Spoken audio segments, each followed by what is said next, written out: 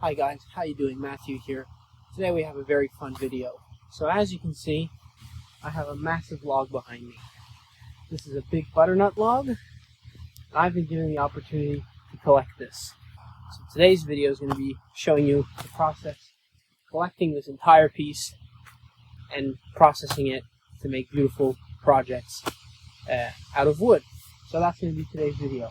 So let's get started. So the first thing I have to do is I have to set up a workspace. So today it's supposed to rain. Nice little rainy day. Perfect, not too hot. But I need to set up a tent. So I'm going to go get my craft show tent. I'm going to pitch it up here so that if it does start to rain, my chainsaws and the wood I'm going to collect isn't going to get completely drenched. So that's the first thing that I'm going to do. Then I have to clean up my previous workshop. There's a bunch of mosquitoes. My previous pile of shavings to let for more shavings and move tarps around because I don't want to get too much shavings onto the grass. So that's what I'm going to start off doing.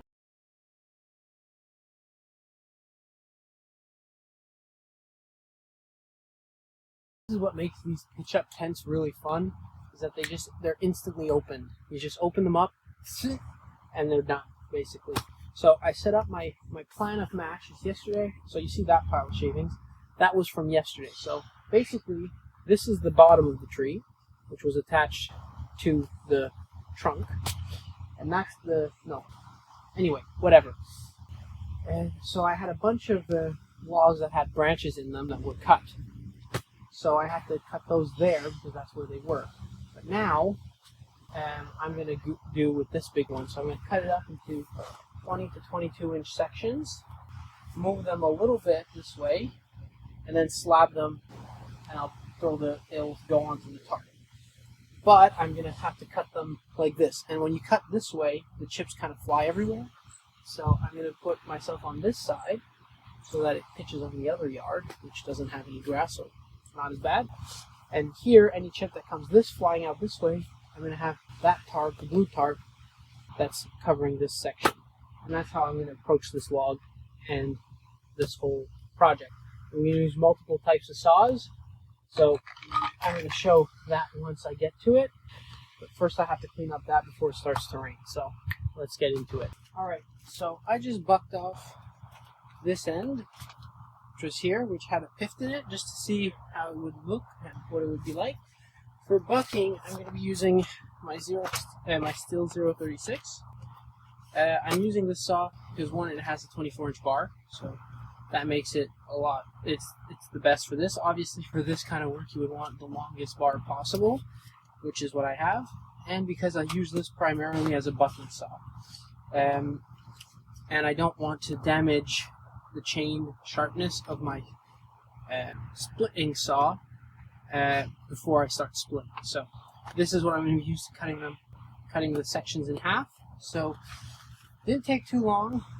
The hard part is this is the cut I made, so it's a pretty clean cut.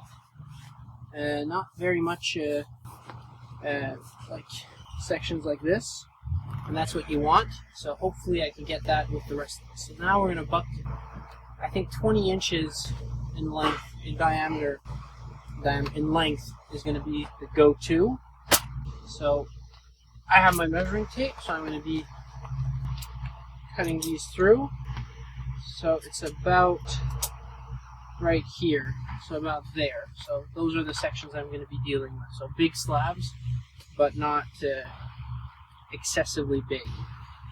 So I'm going to get started to that. So here you can see why I was talking about having a long bar. It really allows you to get the full length of the log. But now I have to go back and forth to make sure I can cut straight through it without having any misalignments. So this is loose. Yeah.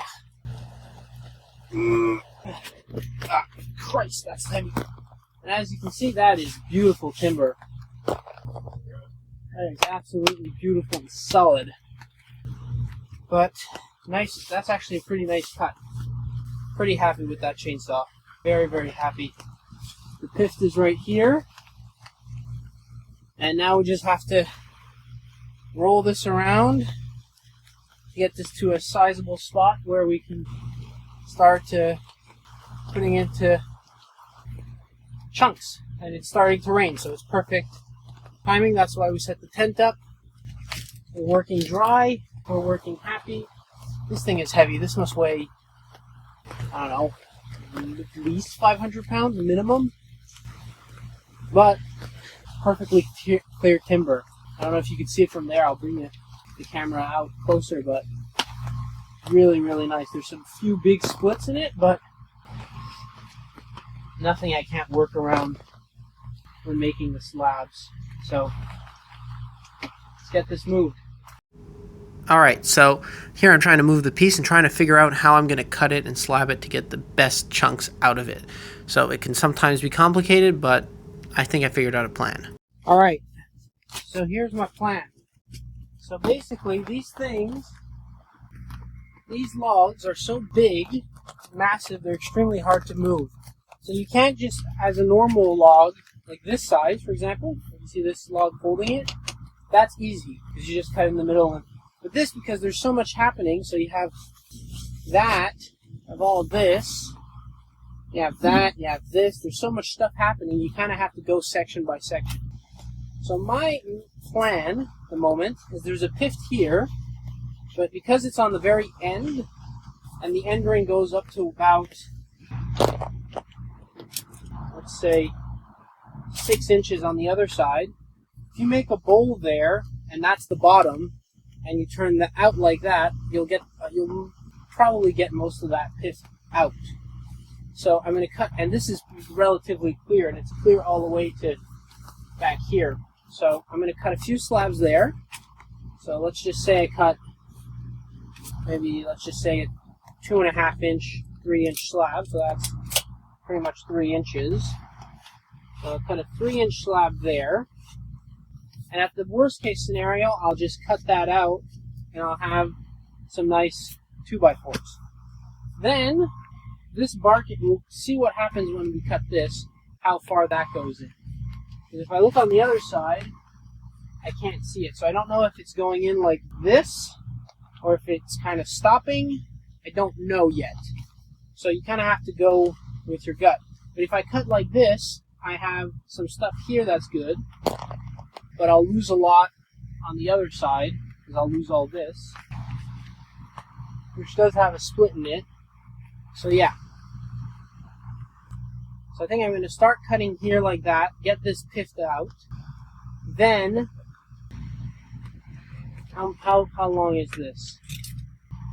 That's about a good 9 inches, so that's not too bad as well. So it's a very big decision process as you go, because you don't want to waste stuff.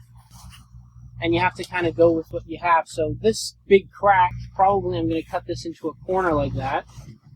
And that too. And then that's going to be resectioned off like that to get smaller stuff. Because if I go all the way down, that's split in half. And if I go all the way like this, I have other splits. So it's not the optimal best. The other side is a lot better. But I think this is the trunk. And where the trunk is, there's all these things happening where the roots are fitting in. So it's not always the best. The further up you go, the better it is. So I'm going to start with this. And to use that, and to just talk about the chainsaw I'm going to be using, I'm going to be using my Steel 391. So this is a more powerful saw, heavier saw, and the same bar. Also, you can see the felling spikes are not as big, which means I can get really close up to the log and get really nice cuts. So that's what I'm going to be using for this. I'm going to do my first cut and we'll see what happens.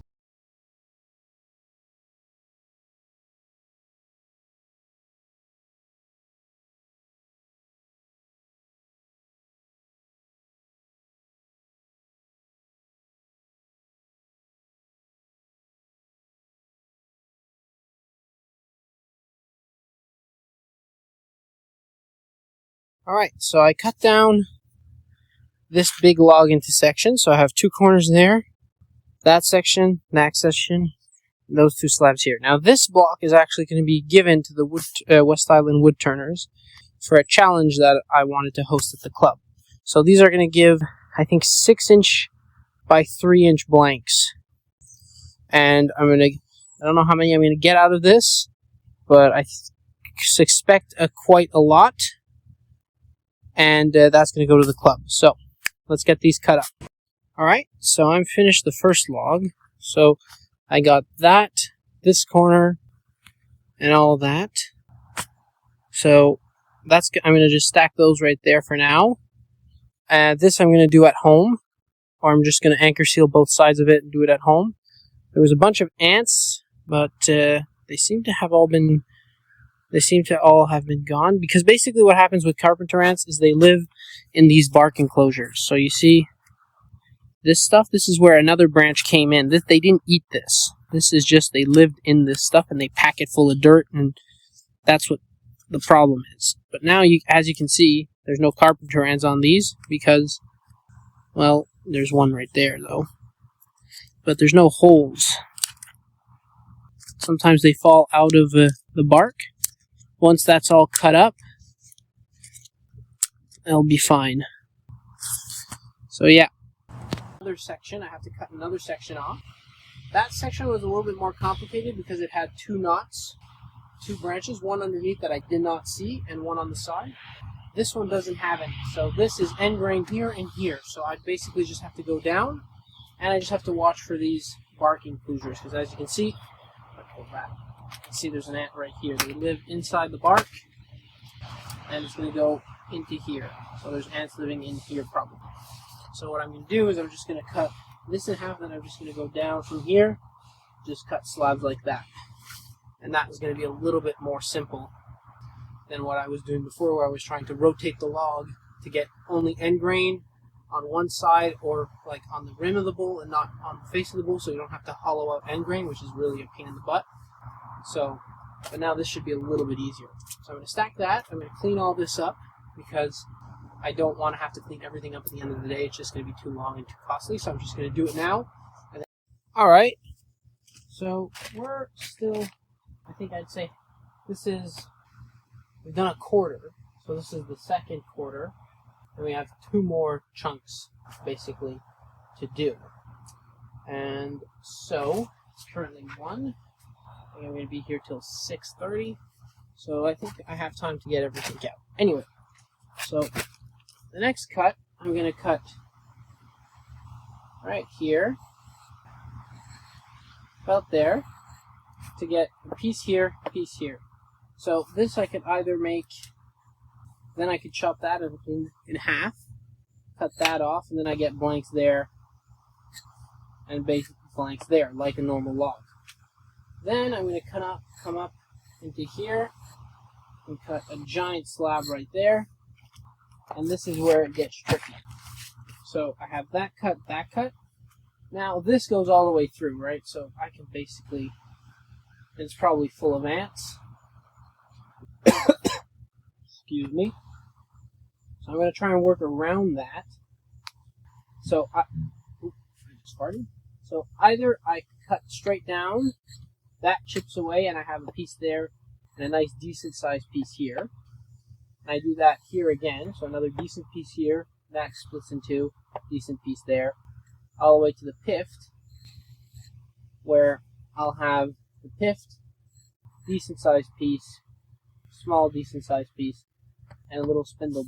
I think that's what I mean. I think I'm just gonna cut this through and through like that, and I go across the different cracks and splits depending.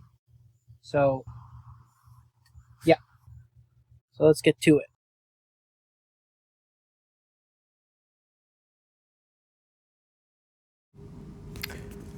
Alright, so now I'm just starting up the cut to get all the slabs out.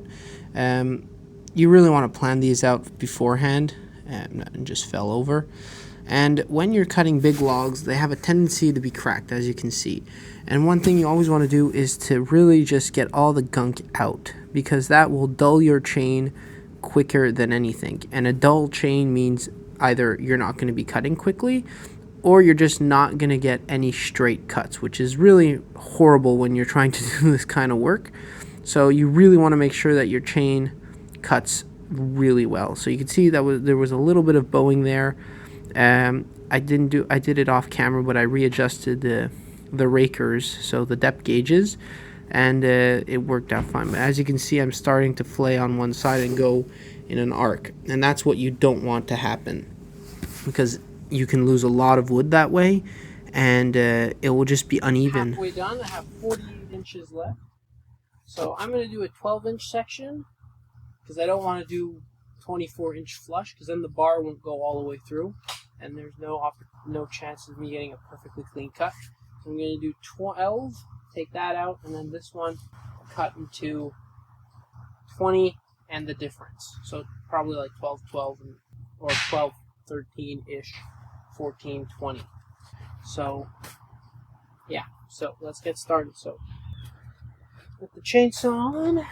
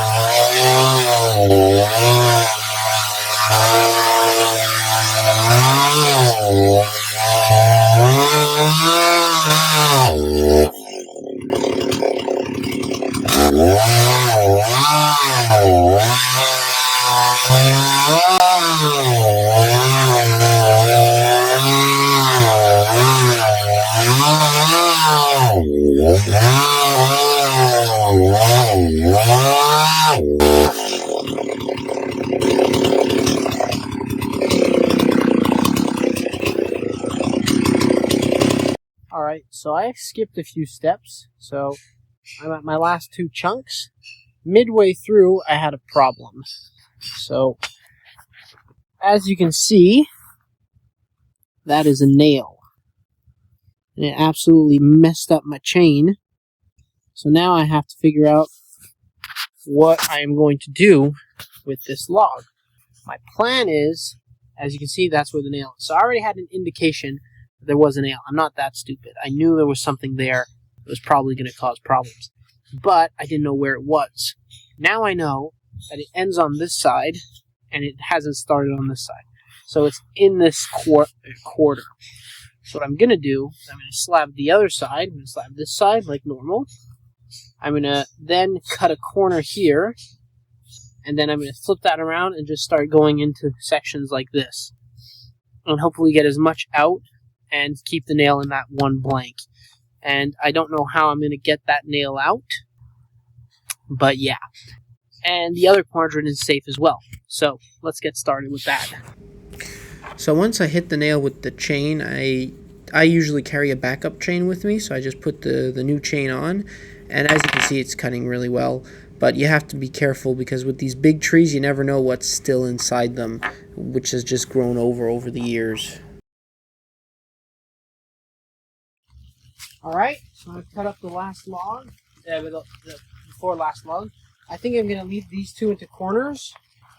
It's just going to make it easier to transport, and it's just going to make everything quicker, because I am trying to get this done by the end of the day. It's now currently about 5 o'clock, so I have to get a move on. So now we're going to get this done. There's no bar in here, nothing wrong in this, so I think it's going to go pretty quick. Put that there like that. So we're just going to do slabs along this line and keep the middle. So they're going to be nice, long, thick slabs, and hopefully we can get these done in not too long so that we can start cleaning up everything. Yeah, so let's get to it. So when arriving at big pieces like this, it's always intimidating to know what you're going to do with them, because once they're cut, they're cut. So I decided to just go with 2 simple slabs on each side and then just cut the big thing in the middle across the main split to get 2 massive chunks. Look at all the carpenter ants.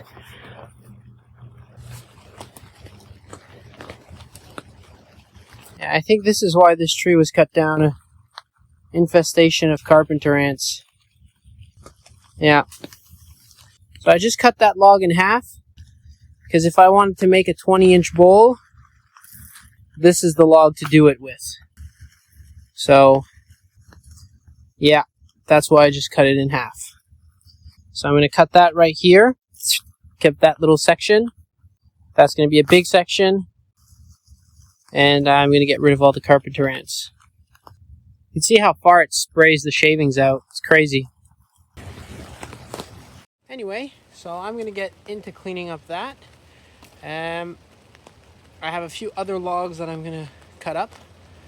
But, yeah, I'm going to cut up some other logs, so you're going to see that in the time lapse. So let's go. Alright, so I'll have all these shavings to clean. So a lot of it's under tarps, because I didn't want to get any in the grass, as I said. I already filled up 1, 2, 3, 4, 5, 6 shaving bags. And I think this is another 2, maybe 3. So, yeah, we'll start cleaning up. Very nice big slabs for big bowls. That one might be cut up again. And these ones I'm going to wait. I have these 3. I have that one there. And there's one behind there, just there, that I have to figure out. That I'm going to either leave for the client for firewood, or I'll take it and use it for firewood. So, yeah, let's get to it. So yeah, a big misconception that I get when people ask me like about cutting wood and doing that is a lot of people assume that you spend like all day running a chainsaw, which is not exactly the case. I think if you were to boil it down, I'd say it's a third cutting and using a chainsaw, actually. And the next 2/3 is either moving the wood around or simply collecting the shavings up. Because depending on the client, depending on the person who you're collecting from, they might not want the shavings left there. They might want them dumped, which is totally fine, and I'm fine with that. Or they might just say, "Oh, just leave them there, and I'll deal with them," which is always always fun because you don't have to do it. But it's still mostly just trying to pack up everything and load everything into a car, because I'm using a caravan, so it's not the biggest. I don't have a huge trailer, so it's more figuring out how to actually get the log out than more cutting. So this, even though it's boring, it's a major part of the job, but you just have to go with it, right? So, and hopefully I feel like Hello everyone. So this is day 2. As you can see, the cleanup has gone pretty well. Now I just have to get the last pieces out. I have a few pieces that are cut up, but the rest is going to be either firewood or just general scrap. So yeah, that's what I'm going to be doing today. So I'll hopefully get this all done by noon, and then we can go get other stuff done. So this was a pretty fun project and a pretty fun collection. Again, as I said, you can kind of see I had to come back a second day to kind of collect the rest because the cleanup takes time. But if you notice with the tarps there, you can see that pretty much no shavings got onto the grass except the section where the log was, which basically killed the grass anyways. So you can see that if you take the time, you can really leave a nice clean job site. But it's important to just do what the client wants, because that's what's going to allow you to get a good rapport with them. And yeah, And as you can see, I'm collecting most of the scraps because the client didn't want them, and I'm just going to use them as firewood at home.